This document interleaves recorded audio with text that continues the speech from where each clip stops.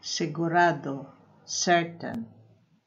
Sigurado ako na darating siya. Sigurado ako na darating siya. I am certain that he is coming. Hikayatin, persuade. Hikayatin mo siyang sumama sa atin.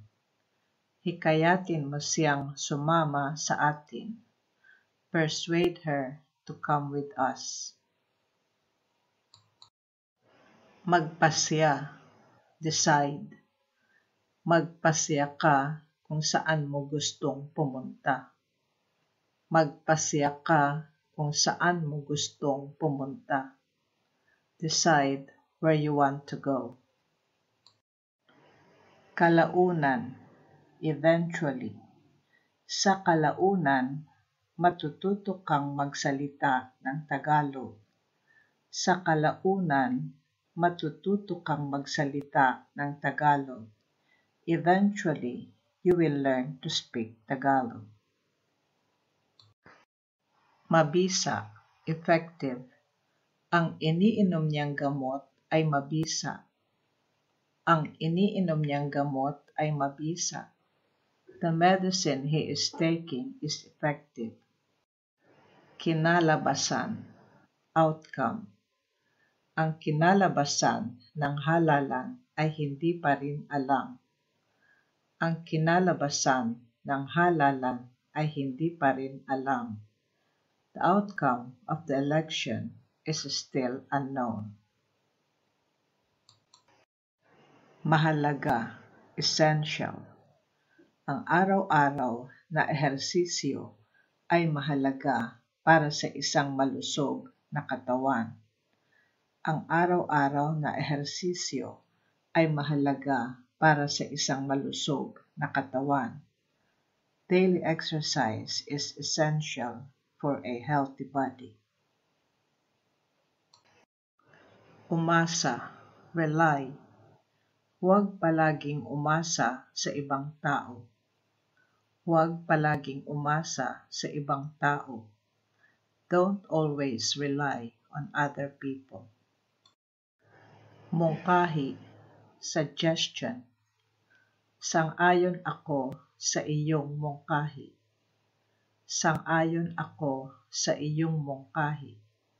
I agree with your suggestion. Manatili, remain.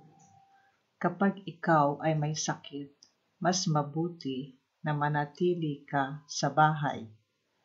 Kapag ikaw ay may sakit, mas mabuti na manatili ka sa bahay. When you are ill, it is best to remain at home.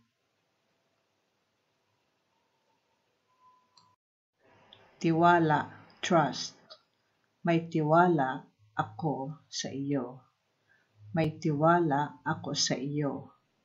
I have trust in you. Kakulangan, shortage. Mayroong kakulangan ng tubig sa mga buwan ng tag-init. Mayroong kakulangan ng tubig sa mga buwan ng tag-init. There is a shortage of water during the summer months. Malamang, probably. Malamang umalis na siya. Malamang umalis na siya. Probably she already left. Mag-ingat, beware.